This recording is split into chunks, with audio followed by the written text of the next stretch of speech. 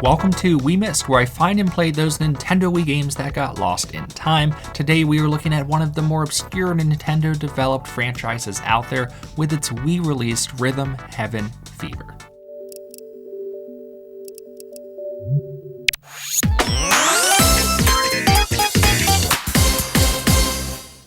Before we get started, I wanted to talk just briefly about the Rhythm Heaven franchise. For those like myself that have never played a game in this series, know that yes, this is a Nintendo in-house developed and published game, made unsurprisingly by the same team responsible for the WarioWare games.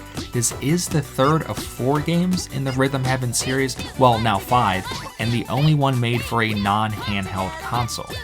Another reason why I wanted to look at this game now is because, like I just kind of hinted at, Nintendo is releasing a brand new game called Rhythm Heaven Groove for the Nintendo Switch next month, the first release in this series for over a decade, so it's as good of a time as any to check it out. 1, 2, 1, 2, 3, 4. Bum, bum, bum, bum. 2, 3, 4. Also, a quick editor note that I'm playing the European version of this game on a European Wii due to the region lock and the fact that this game is way too expensive to own stateside, pushing like $250 at the time of this video. So yes, it has a different name for the European version called Beat the Beat Rhythm Paradise, but it is the same game otherwise, and this was by far the more cost-effective solution for me to play it one on disc and on original hardware. Anyways, when turning on the game, we are given an appropriate rhythm test right out the gate, which is a quick sign of things to come. After completing the test, poorly I might add, the game jumps to the main screen, which will quickly learn as the hub for all the mini-games we are about to play.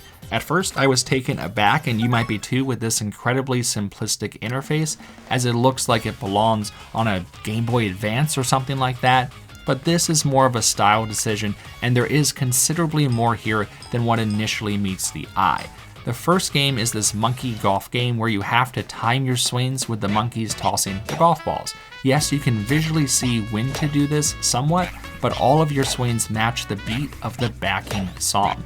And that's kind of the hook to all of these games. You can kind of complete them by watching what happens, but you'll do way better matching your button presses by listening to the music. In fact, that'll be the only way to complete a lot of these games later on. After getting my feet wet here with Monkey Golf, we are given a critique and the next mini game is unlocked.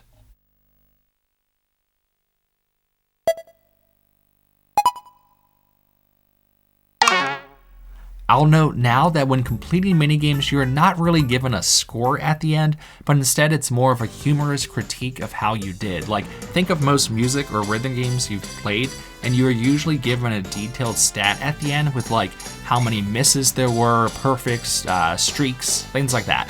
That doesn't happen with any of the games here, at least in terms of the data that is shown to the player. It happens more behind the scenes, and that info gets wrapped up into a final quick review. If you did bad, you are simply given a try again, and the next minigame is not unlocked. If you did pretty well but not quite good enough, the game will again say try again, but it'll mention that you were close. If you did good enough to quote-unquote pass, you're simply given an okay. That was my main goal, as an okay performance is the lowest level that unlocks the next minigame on the list. If you do better than okay, you are given a superb score and get a medal for the game, which helps to unlock side activities and achievements. And finally, if you perform perfectly, then well, you get a perfect medal.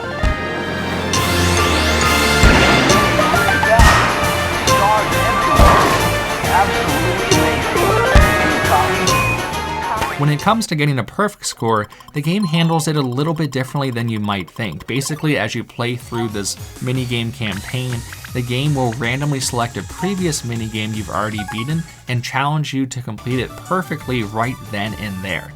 If you do, you'll get your perfect medal and unlock something new like a song in the jukebox or other little distractions. This definitely adds a bit of pressure when trying to pull this off, and obviously being perfect really adds to the difficulty here significantly. I managed to pull this off a few times, the first time here in a minigame called Built to Scale.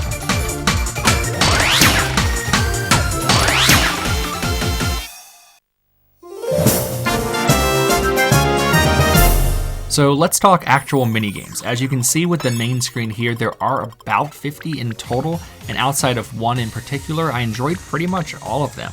Some of my favorites included this weird badminton game, and I should probably stop saying things are weird because it's redundant since everything here is really off the walls. But yeah, badminton game that is played over a more poppy track, and it just feels nice and satisfying when you get a bunch of correct presses in a row to the rhythm of the song. As you can see, the game tries to mess with your rhythm with visual things, often blocking your view, so yes, you have to count the beat in your head, or nod along, or tap your feet, or something like that to have a chance to beat it.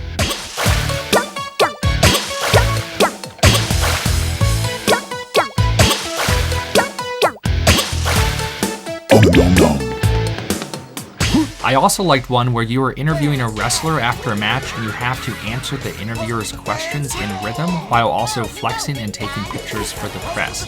I know that doesn't make sense again, but that's how it plays. Some other ones I liked were the seal rolling game where you have to synchronize your rolls with the other seals, a rocket ship countdown game where I think I just like the song the best there, and then a fishing game where each type of fish takes the bait on a different count in the song. Good. 5 flipper roll. 1, 2, 3, 4, 1. But again, almost all of them were fun, well, except for that one called Monkey Watch, and this is like a seemingly simple game where you press the A button in time with the seconds on a watch, but the window here for a correct press here is just brutal, or maybe I just suck at it, and at the time of writing, this took me the longest to get an okay rating, even against those that are considered way harder. Luckily, the game usually allows you to skip a minigame you struggle with after 3 failed attempts. It's a bit weird that this is an option, but it is a workaround to the very linear nature these games are rolled out, so that's fine. To do so, you have to stop by the in-game cafe, where the barista kind of acts as the person to help direct what next games you should be playing. In addition to the main campaign minigames, which are grouped in sets of 4, there are remix minigames, which you can think of as mini bosses. Basically, these remix games will combine the previous 4 games you just played into a different song, mixing up the rhythm significantly. Once you complete it, again, as long as you get an okay score or better, you'll unlock the next column of minigames. And yeah, that's repeated pretty much throughout the entire campaign of Rhythm Heaven Fever. After beating the 7th remix, the credits play, and technically you've played all the main minigames at this point in the experience. After this, the next 3 columns or groups of games are more advanced versions of previous ones, with the 10th remix being the final main challenge in the campaign.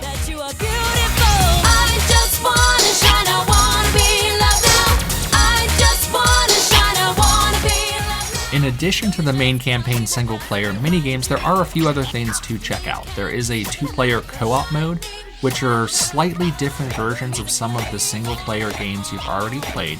There are also what's called a few of these endless games, my favorite of which that I was able to unlock was this alarm clock minigame where you have to wake up the cuckoo bird inside of a cuckoo clock so he doesn't sleep in. I think this game encapsulates how charming the art style can be in this series.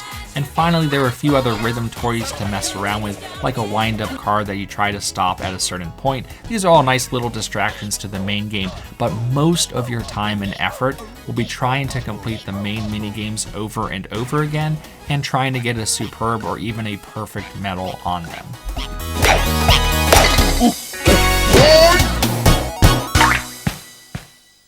My initial impressions of Fever kind of remind me of the strange rhythm game from a couple years ago called Headbangers that was pretty fun, and when I reviewed the game at the time, I had no idea how much of it was probably inspired by this series. Basically, that game turned the concept of Rhythm Heaven and made it a battle royale multiplayer game out of it, but it lacked some of the simple charm you see in Fever.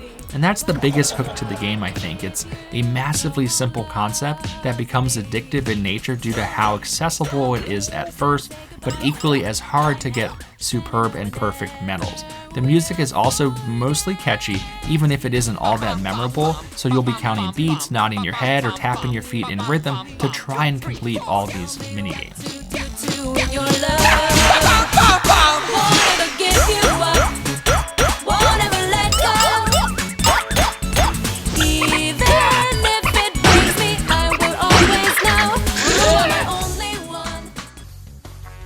So yeah, on to my final grades, and leading off with gameplay, this gets a C+. What is here is absolutely as advertised, and I can see this game clicking with the right person and being amazing, but I can't help but feel there's a bit more that could be offered. I enjoyed all the minigames and accompanying songs, and I enjoyed trying to get superb and perfect medals, but I wish there was more to do in general. Like, I feel like it's missing something that could incorporate these minigames into a story versus them just standing alone for the most part. I also wish every game could be played in a co-op version of it versus that being just a separate, much smaller game mode, especially for a console like the Wii that really encourages 2-player or 3 or 4. But again, what is here is executed very well with a clear direction. Onto controls, and I think this is tough to grade out here. I've never seen a full-fledged game only resort to pressing A, or sometimes A plus B, and that's it. But what is here works, so I'll say a B-. The Wii Missed grade here is a bit lower at a C. Yes, this is a Wii exclusive game, an expensive one at that, but nothing here fits the concept of the Wii specifically, like there are no motion controls or anything console specific to make it interesting in that sense. I don't think the Wii could have kept up with the pace of motion controls, by the way, so I get why the controls are what they are, but I'd still be curious to see what the game could have been if they really tapped into the console. Technical is a solid B, and longevity is an A-. While the game holds up well, the interface here is lacking a bit too much for me. Like, I wish we had some sort of detailed feedback on our performances, even if that would go against the spirit of the franchise. But man, I'd be a lot less frustrated at times if I knew what I was doing wrong exactly, other than just the game just telling me, yeah, you kind of suck at keeping beats.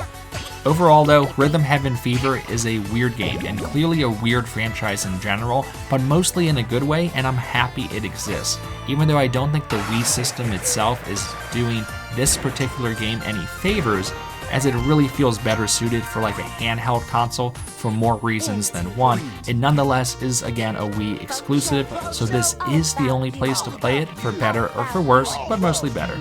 Rhythm Heaven Fever scores a B- overall for me, and if nothing else, is certainly one of the most unique first-party games from Nintendo you will ever play.